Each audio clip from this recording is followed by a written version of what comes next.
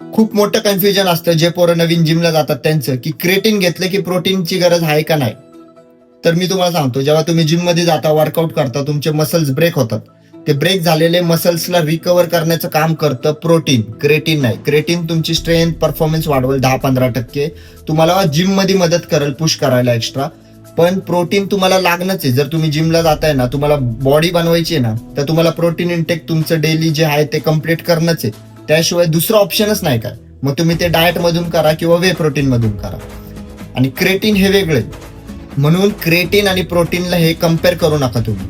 दोन्ही गोष्ट एकदम वेगळी वेगळी. क्रेटिन घेतलं म्हणून प्रोटीनला इग्नोर करायचं असं कधीच नाही. प्रोटीन तुम्हाला 100% लागणारच आहे.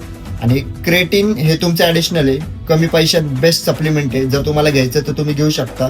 तुमचं स्ट्रेंथ आणि परफॉर्मन्स सगळं वाढेल. आणि ही रील तुमच्या त्या मित्राला शेअर करा जो प्रोटीन आणि क्रेटिनला कम्पेअर करतो. आणि अजूनपर्यंत मला फॉलो नसेल केलं तर फॉलो करायला विसरू नका.